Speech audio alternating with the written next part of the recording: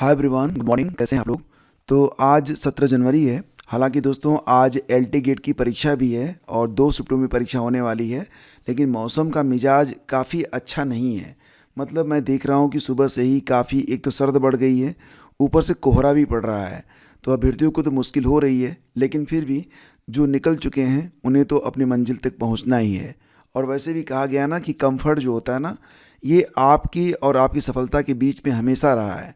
और बहुत सारे लोग जो कंफर्ट को चुन लेते हैं वो औरों से पीछे तो हो ही जाएंगे। ये तो एक प्राकृतिक नेचुरल रूल है। उत्तर प्रदेश लोक सेवा आयोग की ओर से एल टिकट का विज्ञापन जब जारी किया गया था, जिसमें ऑनलाइन आवेदन जो है ये 28 जुलाई से शुरू हुए थे। लास्ट डेट इसकी 28 अगस्त रखी गई थी। सारी बातें आप लोग जानते हैं, वेल नोन है, आप लोगों ने फॉर्म भी भरा हुआ था। लेकिन फ्रेंड्स, यहाँ पर कला विषय को लेकर और कंप्यूटर विषय को लेकर फिलहाल मामला जो था वो कोर्ट में पहुंच चुका है और कोर्ट ने बीएड को अधिमानी अर्हता के तौर पर मानने से इनकार कर दिया है और ये कहा है कि बीएड एक अनिवार्य अर्हता के रूप में माना जाएगा। फिलहाल दोस्तों ये आप नोटिफिकेशन देख सकते हैं और इसमें कला विषय के लिए जो अर्हता रखी गई है, मैं आपको बताना चाहूँगा कि इसमें अर्हता को 2 प्रकार से रखा गया था। तो जो पहली अर्हता है ये तो मान्य हो गई है, लेकिन जो ये 2 नंबर की अर्हता है अथवा वाली, ये मान्य नहीं हुई है। मतलब क्या है?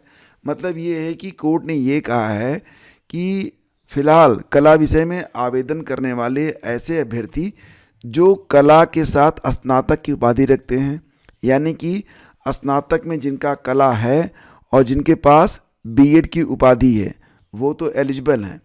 लेकिन जो नोटिफिकेशन जारी हुआ था, आप यहाँ पर खुद भी देख सकते हैं कि नोटिफिकेशन में एक दूसरी अर्हता भी लगाई गई थी। कहा गया था कि जो लोग बीएफए किए हुए हैं, विधि द्वारा स्थापित विश्वविद्यालय, मानित विश्वविद्यालय संस्था से ललित कला बीएफए में स्नातक एवं भारत में विधि द्वारा स्थापित किसी विश्वविद्यालय, मानित विश्वविद्यालय संस्था से अधिमानी अर्हता के रूप में शिक्षा स्नातक की उपाधि। मतलब ये निकलता था कि पहली अर्हता तो ये बनती थी कि आपने कला विषय के साथ ग्रेजुएशन किया है प्लस आपका बीएड है, तो आप तो मान्य हैं। लेकिन बीएफए वाले बिना बीएड के भी मान्य हो सकते थे अकॉर्डिंग टू नोटिफिकेशन, लेकिन कोर्ट ने अब यहाँ पर इनको राहत देने से मना कर दिया है। आपने देखा होगा कि आज के अखबारों में ये जानकारी प्रमुखता से प्रकाशित की गई है और कहा गया है कि टीजीटी कला में बीएड वालों की ही नियुक्ति। कोर्ट ने कहा कि बिना बीएड डिग्री धारक की नियुक्ति पर रोक रहेगी।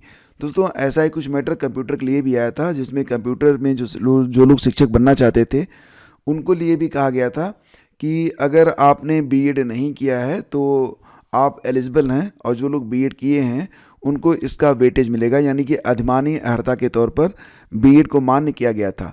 हालांकि दोस्तों अब ये बात तो बिल्कुल क्लियर हो चुकी है कि दोनों ही भर्तियां कोर्ट गईं और कोर्ट से बिना बीएड वाले बाहर हो जाएंगे, ये बात अब बिल्कुल तय है।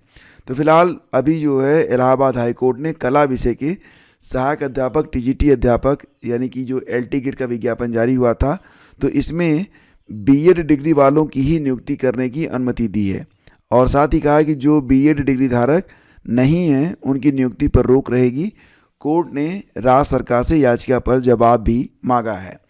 तो दोस्तों इस प्रकार से आपने देखा कि ये जो विज्ञापन प्रकाशित हुआ, इसमें 2 अहम नियम जो लगाए गए थे, तो एक तो आपका कंप्यूटर वाला, दूसरा अब कला विषय से भी जो लोग बिना बीएड के ही आवेदन किए हुए हैं फिलहाल अब वो बाहर हो जाएंगे।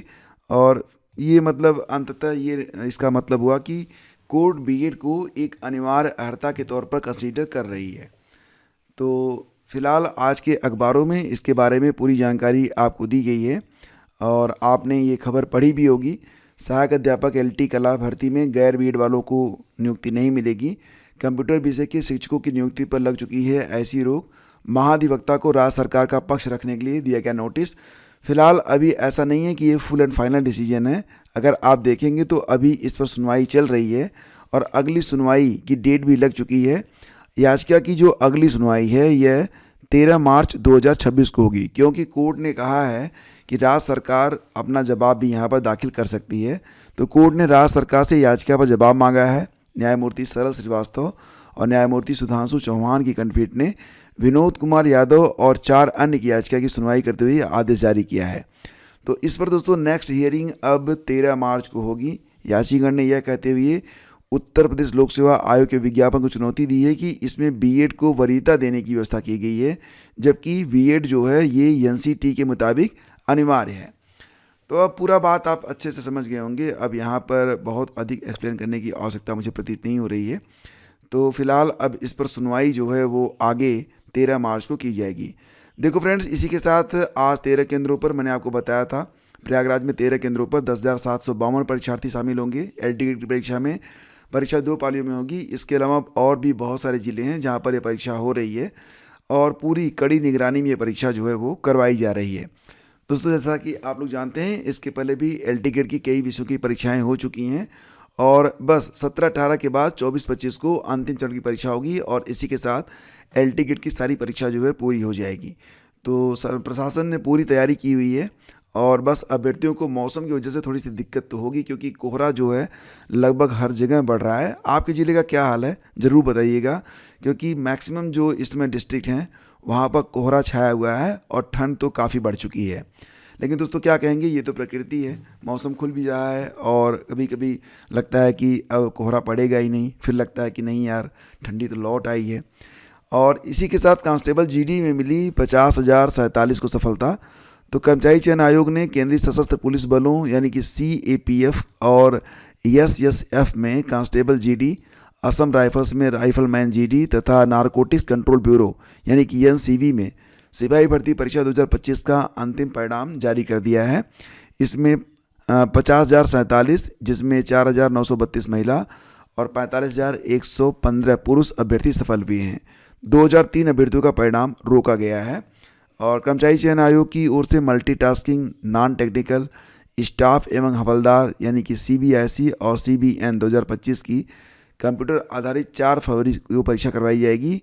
तो फिलहाल अभी जो परीक्षा के लिए अपना शहर अभ्यर्थी चुन सकते हैं, ठीक है। तो वेबसाइट पे जाकर आप चुन सकते हैं।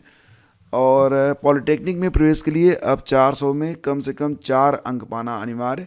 आपको पता ही है कि एक प्रश्न 4 अंक का होता है, मतलब 100 प्रश्नों में एटलीस्ट एक प्रश्न तो सही हो तभी जाके आपको प्रवेश मिलेगा। अभी तक तो ऐसा भी होता रहा कि 100 में 100 प्रश्न लोग गलत करके आते थे।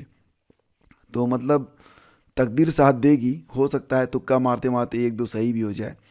पंचायत चुनाव से पहले OBC आयोग गठन की मांग पर हाईकोर्ट ने दिया समय।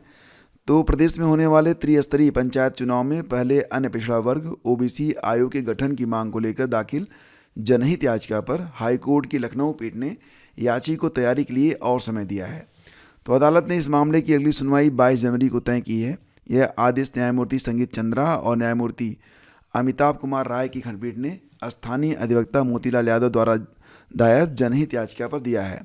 सुनवाई के दौरान याची ने सुप्रीम कोर्ट के एक पूर्व फैसले का हवाला देते हुए मामले की बेहतर तैयारी के लिए अतिरिक्त समय मांगा, जिसे कोर्ट ने स्वीकार कर लिया।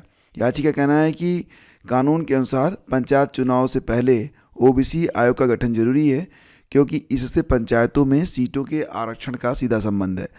तो इसका मतलब दोस्तों ये होगा कि हो सकता है कि आपके चुनाव जो कि मई-जून में संभावित थे, तो वो अब थोड़ा सा पोस्टपोन होंगे, आगे जाएंगे और ये बात लगभग तय हो चुकी है। और खैर एलटी गेट की परीक्षा तो अब जो है धीरे धीरे समाप्त हो रही है।